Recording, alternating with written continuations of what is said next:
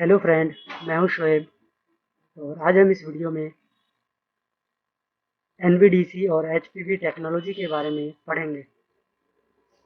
मेरे पास किसी यूज़र ने कमेंट किया था काफ़ी पहले कि सर एनवीडीसी और एचपीवी का जो कॉन्सेप्ट है वो क्या है।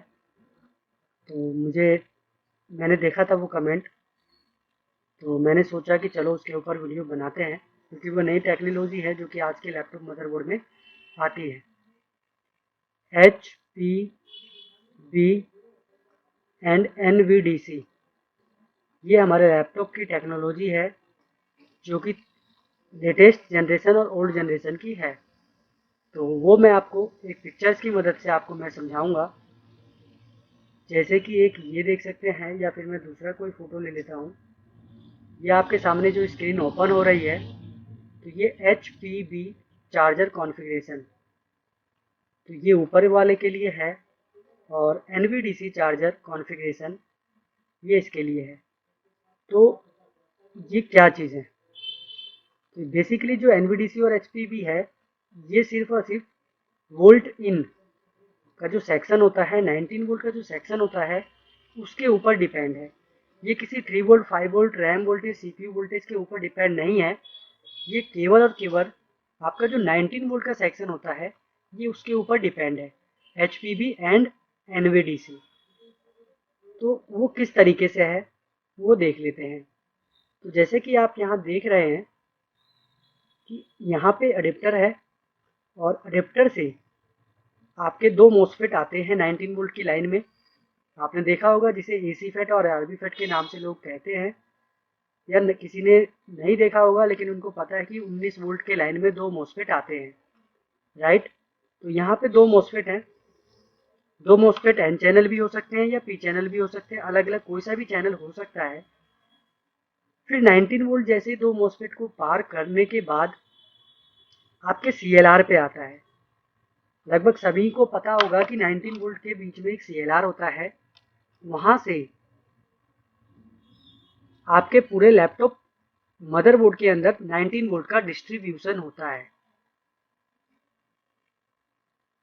मतलब जैसे ही आप अडेप्टर लगाते हो और अडेप्टर से 19 वोल्ट आपके लैपटॉप में एंट्री करता है,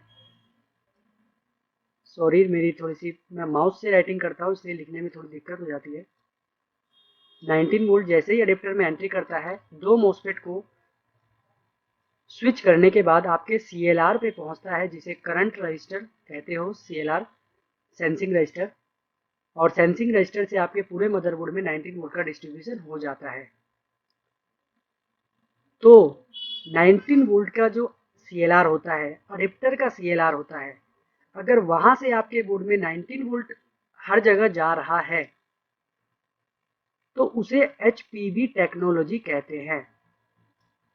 अगर आपने नहीं सुना तो मैं दोबारा बता देता हूँ कि अगर आपका अडेप्टर के सीएलआर से आपके लैपटॉप में जितने मेन मोसफेट हैं, वो अगर अडेप्टर के सीएलआर से बीप कर रहा है, जैसे कि ये मेन मोसफेट हो गया और ये सपोर्टिंग मोसफेट हो गया, ठीक है, और ये इसका जो ड्रेन है, मेन मोसफेट का जो ड्रेन है, वो आपके सीएलआर से कनेक्ट है, जो कि अडेप्टर का सीएलआर है, तो उसे एचपीबी टेक्नोलॉजी कहते हैं, एचपीबी चार्जर कॉन्फ़िगरेशन। बस इतना ही है और कुछ भी नहीं है, ठीक है। नॉर्मल अभी तक जितना आपने लैपटॉप देखा है वो एचपीबी टेक्नोलॉजी का है, एचपीबी कॉन्फ़िगरेशन का है। आपने डेल 3521 3542 R23 R33 एएमडी का बोर्ड, इंटेल का बोर्ड, जितना भी मतलब लैपटॉप का मॉडल नंबर देखा है, वो एचपीबी चार्जर कॉन्फ़िगरेशन में आते थे और आते हैं। लेकिन इनमें एक नया आया जो कि एनवीडीसी है। एनवीडीसी कैसे काम करता है? एनवीडीसी में भी आपका 19 वोल्ट आपके लैपटॉप के मोड में आता है, और दो मोसफेट को स्विच करने के बाद आपके सीएलआर पे पहुंचता है, जो कि अडेप्टर का सीएलआर होता है। लेकिन एनवीडीसी में क्या है कि अडेप्टर के सीएलआर से आपके मेन मोसफेट पे नहीं जाता, अडेप्टर के सीएलआर से आपके मेन मोसफेट पे नहीं जाता, ठीक है, ठीक है। तो एनवीडीसी क्या है कि आपके अडेप्टर के सीएलआर से आपके मेन मोसफेट पे 19 वोल्ट नहीं जाता, जिसे एनवीडीसी कहते हैं। तो कहाँ से जाता है? ये हमारा आपका जो चार्जिंग आईसी होता है, उस चार्जिंग आईसी के साथ जो दो मॉसफेट कनेक्टेड है, main MOSFET and supporting MOSFET, और इन दो मॉसफेट के बीच में एक कॉइल आता है। इस कॉइल के बाद जो सीएलआर आता है, जो कि बैटरी का सीएलआर होता है, क्योंकि हमारे लैपटॉप मदरबोर्ड में दो सीएलआर होते हैं, एक अडेप्टर सीएलआर, एक बैटरी सीएलआर। तो एनवीडीसी टेक्नोलॉजी में क्या है कि जो 19 वोल्ट जो कि मेन मॉसफेट पे जो वोल्टेज आता है वो बैटरी सीएलआर से आता है, जो कि अप्रोक्स 10 वोल्ट से लेके 12 वोल्ट तक होता है।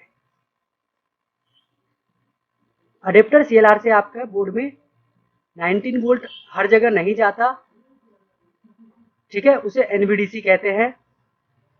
एनवीडीसी वो सर्किट है, जितने भी आपके लैपटॉप में मेन मॉसफेट है या जो बड़ी बड़ी आईसियां हैं, जैसे कि कोर आईसी हो गया या आपकी 9 स्टेप डाउन की आईसी हो गई, इनको आपका बैटरी का वोल्टेज मिलता है, चार्जिंग आईसी से निकलने वाली वोल्टेज, इसे एनवीडीसी सर्किट कहते हैं।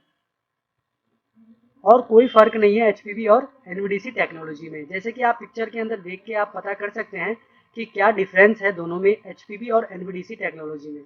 आप देख सकते हैं एचपीवी में जो है ये डायरेक्ट वी सिस्टम जो है आपके सीएलआर से, मतलब अडेप्टर मॉसफेट को स्विच करने के बाद सिस्टम के लिए 19 वोल्ट जा रहा है। लेकिन एनवीडीसी में आप देख सकते हैं 19 वोल्ट जो है आपके मॉसफेट के बाद यहीं पे ब्लॉक हो गया, मतलब सीएलआर तक, यहाँ पे सीएलआर का सिंबल नहीं बनाया गया है, लेकिन ये डाउन हो गया, मेन मॉसफेट पे चला गया चार्जिंग आईसी के। लेकिन आप देख सकते हैं सिस्टम के लिए जो वोल्टेज जा रहा है, जैसे कि यहाँ पे 19 वोल्ट जा रहा है सिस्टम के लिए अडेप्टर का वोल्टेज, लेकिन यहाँ पे जो सिस्टम का वोल्टेज है वो चार्जिंग आईसी के अंदर से वोल्टेज निकलता है।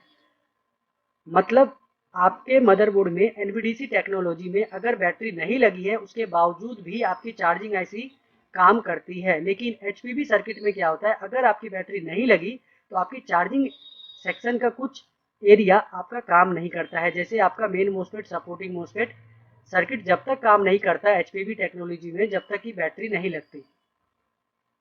लेकिन एनवीडीसी में ऐसा नहीं है। एनवीडीसी में अगर बैटरी नहीं भी लगा है तब भी आपका चार्जिंग आईसी अपने अंदर से एक वोल्टेज निकालेगा, क्योंकि उसको आपके लैपटॉप के मदरबोर्ड को सप्लाई देना है।